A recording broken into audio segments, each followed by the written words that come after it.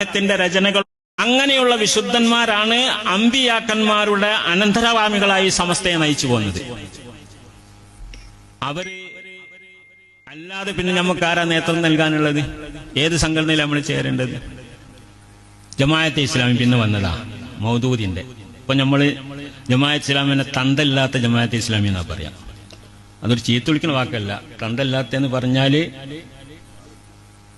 ബാപ്പ ഇല്ലാത്തെന്നാണ് മലയാളത്തിൽ. തന്ത ഇല്ലാത്തെന്ന് പറഞ്ഞാൽ ദേഷ്യം പിടിച്ച് പറയുന്ന ഒരു വാക്കാണെങ്കിലും ബാപ്പ ഇല്ലാത്തത്. എന്താ ബാപ്പ ഇല്ലാതായത്? അബുൽ അഅ്ല മൗദൂദി എന്ന് പറയുന്ന ഒരു മനുഷ്യനാണ് ഇത് ഉണ്ടാക്കിയത്. അതിന്റെ എല്ലാം അവനാണ്, അദ്ദേഹമാണ്. എന്നിട്ടോ ഈ കഴിഞ്ഞ ദിവസം നിങ്ങൾ കേട്ടിട്ടുണ്ടായിരിക്കും, കേരള അമീർ ഞങ്ങൾക്ക് അദ്ദേഹവുമായിട്ടൊരു ബന്ധവുമില്ല എന്ന് പറഞ്ഞില്ലേ? കേട്ടില്ലേ? വായിച്ചില്ലേ? അബുൽ അഅ്ല മൗദൂദിയുമായിട്ട് ജമാഅത്ത് ഇസ്ലാമിക്ക് ഒരു ബന്ധവുമില്ല എന്ന് ആര് പറഞ്ഞു? കേരള അമീർ പറഞ്ഞു. അതിനുമുമ്പ് വേറെ പലരും പലതും പറഞ്ഞിട്ടുണ്ട്.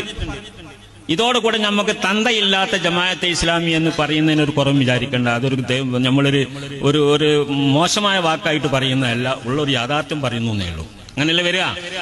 അവനാന്റെ തന്തനെ നിഷേധിച്ചാൽ എന്താ പറയാ? തന്തല്ലാത്തെന്ന് പറയും. ഇതിനെന്താ പറയാനുള്ളത്?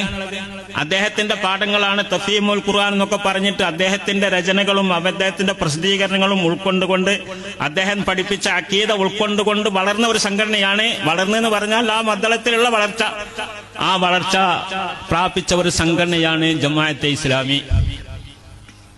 ഇപ്പൊ അവർ തള്ളി പറഞ്ഞു.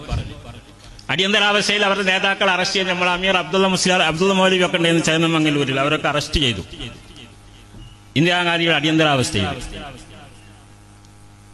അന്ന് മാപ്പ് എഴുതി കൊടുത്തുകൊണ്ട് പോകുന്നവരാ അവര്, ആദർശം വില വിറ്റുകൊണ്ട് പോകുന്നവരാ.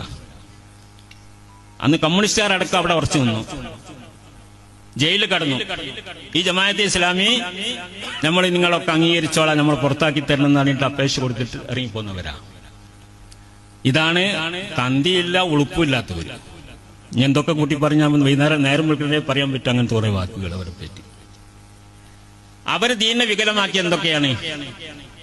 മത രാഷ്ട്രവാദം എന്ന് പറയുന്ന ഒന്ന് കൊണ്ടുവന്നു. അതുകൊണ്ട് പലർക്കും അതിന് എതിർപ്പൊക്കെ ഉണ്ട്.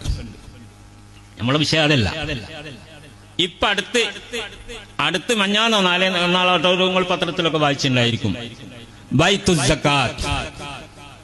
ബൈത്തുൽ സക്കാത്ത് എന്ന് പറയുന്ന ഒരു സംവിധാനം. എന്താണത്?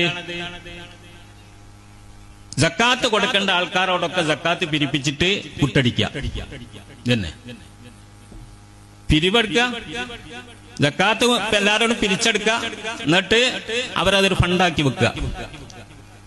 അതിലിപ്പം നമുക്ക് എല്ലാവർക്കും ചെലവാക്കാം. എന്താവശ്യം വന്ന് ചോദിച്ചാൽ അതിനൊക്കെ ചെലവാക്കാം. ആഫീസ് കാര്യങ്ങൾ ചെലവാക്കാം, സമ്മേളനം നടത്തിന് വേണ്ടി ചെലവാക്കാം. അങ്ങനെ അവരുടേതായിരിക്കുന്ന എന്തൊക്കെ ഉദ്ദേശം ഉണ്ടാ കാര്യങ്ങൾ പൊതു ഫണ്ട് പോലെ ചെലവാക്കുന്നു. ഇത് ഇസ്ലാമികമാണോ? ഈ സക്കാത്ത് കൊടുക്കേണ്ട ആൾക്കാർ അത് സക്കാത്ത് വീടി എന്നുള്ള ആൾക്കാണ് കൊടുക്കുന്നത്. സക്കാത്ത് വീടുവോ? ഇന്നമ സദഖാത്തു ലിൽ ഫുഖറാഇ വൽ മസാകിൻ വൽ ആമിലിന അലൈഹി എന്ന് പറഞ്ഞ് 8 കൂട്ടർ ഖുർആൻ പറഞ്ഞിട്ടുണ്ട്. സക്കാത്തിന്റെ അവകാശികൾ ഫക്കീർ, മിസ്കീന്, പുതുവിശ്വാസി, അങ്ങനെ തുടങ്ങിയിട്ട് അതിന് പ്രവർത്തിക്കുന്നവര്, മുഅല്ലഫത്ത് ഖുലൂബ്, അങ്ങനെ ഒരുപാട് 8 ആൾക്കാർ. ആ 8 ആൾക്കാരാണ് അവകാശികളെന്ന് ഖുർആൻ വളരെ വ്യക്തമായി പറഞ്ഞതാണ്. സക്കാത്ത് അവർക്കേ കൊടുക്കാൻ പാടുള്ളൂ. ഇസ്ലാമിക് സർക്കാരാണെങ്കിൽ അവർ ഉദ്യോഗസ്ഥരെ നിയമിച്ചുകൊണ്ട് പിരിച്ച് അങ്ങനെ ചെയ്യണം. അല്ലാതെ ഒരു കമ്മിറ്റി എന്ന് പറയുന്നത് സമസ്ത നേരത്തെ എതിർത്തതാണ്. വഹാബികൾക്കും ഉണ്ട് അങ്ങനെ ഒരു പരിപാടി. നേരത്തെ പറഞ്ഞ മുജാഹിദീങ്ങൾക്ക് സക്കാത്ത്, സംഘടിത സക്കാത്ത്, അത് ഇസ്ലാമികമല്ല. അതുണ്ട് ഇസ്ലാമിക ഭരണകൂടമാണെങ്കിൽ അതിന്റെ കാലിയാർ, അതിന്റെ ഉത്തരവാദിത്തപ്പെട്ട അമീറന്മാർക്ക് അത് കൈകാര്യം ചെയ്യാം. അവരും ചെയ്യേണ്ടത് അങ്ങനെ തന്നെയാണ്. എങ്ങനെ? അവകാശികൾക്ക് എത്തിക്കണം, എങ്കിലേ ചെയ്യാൻ പാടുള്ളൂ. ഇതല്ലാതെ ഒരു പൊതു ഫണ്ടാക്കിക്കൊണ്ട് ഒരു ജമാഅത്തെ ഇസ്ലാമിന്റെ ഒരു വർഷത്തെ ഒരു ബാലൻസ് ഷീറ്റ് എനിക്ക് കിട്ടിയിരുന്നു. അതിൽ വരവ് ഇത്ര, ചെലവ് ഇത്ര, ബാലൻസ് ഇത്ര. എന്താ ഈ ബാലൻസ്? ബാലൻസ് ആക്കാൻ പറ്റിയ സാധനമാണത്. അത് കൊടുത്തു തീർക്കണ്ടേ? അവകാശികൾ കൊടുത്തു തീർക്കണ്ടേ? ഇത് സാധാരണ ഫണ്ട് പോലെ കമ്മിറ്റിന്റെ ഒക്കെ കണക്ക് വായിക്കുന്ന പോലെ ബാലൻസ് വായിക്കേണ്ട സാധന. ഈ നിലക്ക് ദുരുപയോഗം ചെയ്യുന്നു. അതിന് കൂട്ടുനിന്നുകൊണ്ട് പ്രസ്താവന ഇറക്കാൻ ചില ആൾക്കാരും. ഇവരെല്ലായിട്ടാണ്, ബോധമില്ലായിട്ടാണ്. എന്താണ് ഇസ്ലാം, സക്കാത്ത് എന്താന്ന് തിരിയണ്ടേ? അതിന്റെ ഉദ്ഘാടനം, അതിന്റെ പരിപാടികളൊക്കെ നമ്മളൊക്കെ പോയിട്ട് എന്താക്കാണ്, അതിന്റെ കൊടിയും പിടിച്ചിട്ട് അതിന് വിജയിപ്പിക്കണം എന്ന് പറഞ്ഞാൽ എന്താ അതിന്റെ അർത്ഥം? ഇന്ന് ജിഫിരി തങ്ങളോ അല്ലെങ്കിൽ MT അബ്ദുള്ള മുസ്ലിയാരോ ഒക്കെ പറയാണ് അത് വിജയിപ്പിക്കണം എന്ന് പറഞ്ഞാൽ നിങ്ങളൊക്കെ കൊടുക്കൂലേ? സക്കാത്ത് കൊടുക്കാനുള്ളവരൊക്കെ കൊടുക്കൂലേ? സക്കാത്ത് നടക്കുവോ? സക്കാത്താവോ? അങ്ങനെ ചില ആൾക്കാർ നമ്മളെ കൂട്ടത്തിൽ. ഞാൻ പാരി പറ്റിയല്ല പറയുന്നിട്ട്, മൊത്തത്തിൽ പറയാണ് അല്ലേ? മൊത്തത്തിലേ പറഞ്ഞോളൂ, മൊത്തത്തിലാ പറഞ്ഞത്. ഇത് ഉൾക്കൊള്ളണം.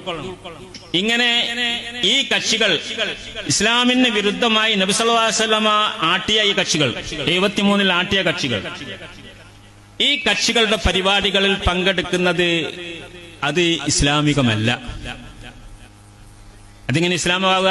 തആവനു അലൽ ബിർരി വത്തഖ്വ വലാ തആവനു അലൽ ഇസ്മി വൽ ഉദ്വാൻ എന്നാണ്. തഖ്വയും നല്ല കാര്യത്തിനെ സഹായിക്കാനും സഹകരിക്കാനും പാടുള്ളൂ. കുറ്റകരമായ തെറ്റായ സംഗതികളോട് സഹകരിക്കുകയോ അതിനെ സഹായിക്കുകയോ ചെയ്യാൻ പാടില്ലെന്ന് ഖുർആന്റെ കൽപ്പനയാണ്. ഇതിപ്പോ നമുക്ക് പറയാതെക്കാൻ പറ്റോ? ഖുർആൻ പറഞ്ഞത് പറയാനല്ല ഉലമാക്കൾ ഏൽപ്പിച്ചിരിക്കുന്നത്. വറസത്തുൽ അംബിയ എന്ന് പറഞ്ഞ അനന്തരഗാമികളായ